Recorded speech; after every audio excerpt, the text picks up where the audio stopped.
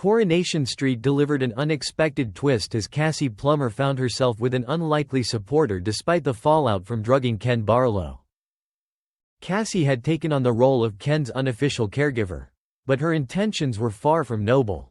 She had been secretly lacing his drinks to keep him drowsy while helping herself to his credit card, racking up costly purchases behind his back. Her deceit didn't go unnoticed for long.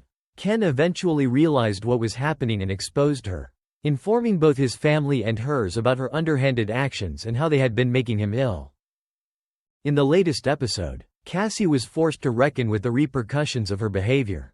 However, just when it seemed like she had no one left in her corner, a surprising ally stepped forward to defend her.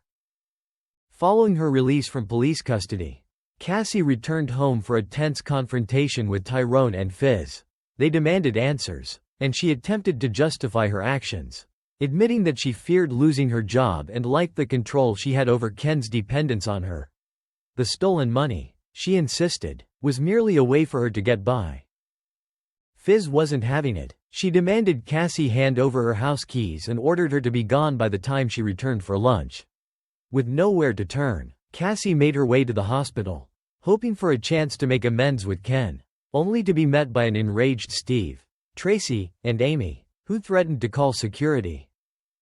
To Cassie's surprise, Ken allowed her to speak, but his daughter Tracy made her fury known. Cassie's attempts at an apology took a turn when she accused Tracy of only being upset because the stolen money cut into her future inheritance. "You hateful cow," Tracy shot back, her anger boiling over. Ken, though calm, was firm in his stance. Cassie needed to face the consequences of her choices. With that, he ended their conversation and sent her away. Cassie later stopped by the Rovers, where a reluctant Jenny poured her a drink. But peace was short-lived as Steve and Amy arrived, making it clear that Cassie's presence was unwelcome. She tried once more to convince Steve that her feelings for him had been genuine, but he refused to believe her. Her humiliation only deepened when Adam Barlow arrived and coldly instructed her to leave. Steve echoed the sentiment, telling her in no uncertain terms not to return. With her belongings in tow, Cassie found herself alone at the bus stop, rejected by almost everyone. However, there was a glimmer of hope.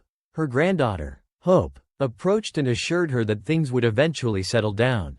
Back at home, Hope confronted Fizz and Tyrone, making her feelings clear. "I'd rather have a granny who loves me and makes mistakes than no granny at all." Could this be the lifeline Cassie needs to stay on the cobbles a little while longer? Quý vị và các bạn vừa xem xong một sản phẩm của Streetspoilers. Hẹn gặp quý vị và các bạn ở các tập tiếp theo.